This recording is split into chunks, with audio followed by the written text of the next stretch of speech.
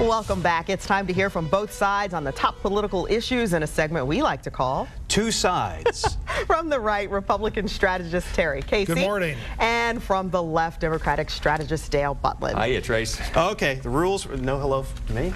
No. Never. The rules, always Tracy. The rules for this segment, quite simple. We put 15 seconds up on the clock. We put a topic on the table there, and then these gentlemen have 15. I was going to say fine gentlemen, but not so much now. 15 seconds to answer these questions. And this week, Terry, let's start with you. Do I start? Yes. Okay, all right, good. On the right track. President Obama begins his second term with the best poll numbers that we've seen for him since his first inauguration. Does he have a mandate now to push his agenda? Well, when you win by 3 points or so, that's hardly a mandate. The people reelected kept Republicans control the House.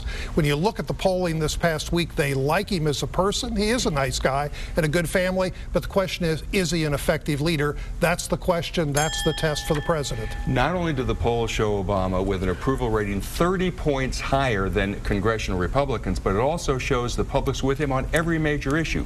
Taxes, gun regulation, the debt ceiling, you name it. The problem is the Republicans are still opposing everything he puts forward. For Terry's party, election results don't matter unless they win. All right, Dale, will it just say no to the Obama agenda work for Republicans heading into the midterm? It's not going to work for him any better than it worked for him heading into the presidential election. Polls show that the public overwhelmingly blames the Republicans for gridlock in Washington. Their approval rating now, I'm not making this up, is lower than for head lice and colonoscopies. The question is whether Boehner's going to stand up to the right wing in his Republican Party. No to just saying no. Yes, you've got to offer a program. And I thought, Tracy, your earlier question on why doesn't the president in his first 4 years and the second 4 years focus on the biggest issue that the polling says people want? It's jobs in the economy, and federal spending out of control is part of the problem. Terry, Governor John Kasich this week said he would not recommend that his colleagues in Congress there in Washington vote for an assault weapons ban like he did 20 years ago or so. Flip-flop on the issue? Well, first of all, we have no idea what bill the president's going to come forward.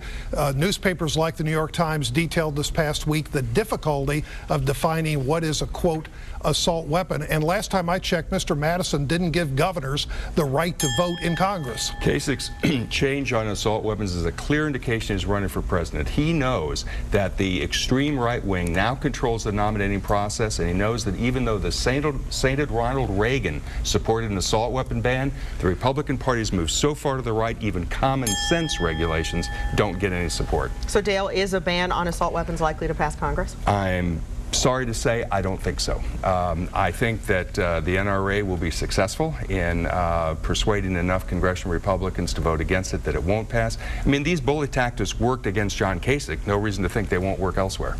Okay. Dale, I agree with you. It isn't going to happen. And part of it is a lot of Democrat senators. Harry Reid, you're looking at other Democrats like on the screen earlier. You had the senator, female from North Dakota, Democrat. A lot of Democrats in western and southern states, they know their constituency don't want a blanket ban on guns. Terry, the governor and Senator Rob Portman head to Switzerland this week. A trade mission worth the tax money?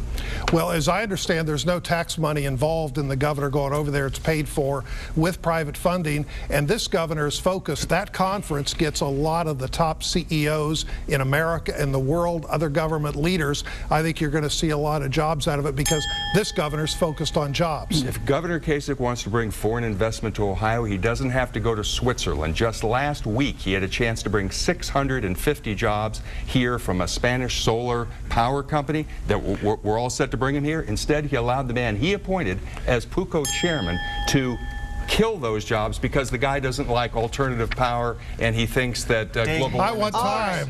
We are... Ding, ding, ding. Yes. Thanks for joining us. Be sure to follow Jim and I on Twitter and Facebook this week. We've got up-to-the-minute details behind the scenes.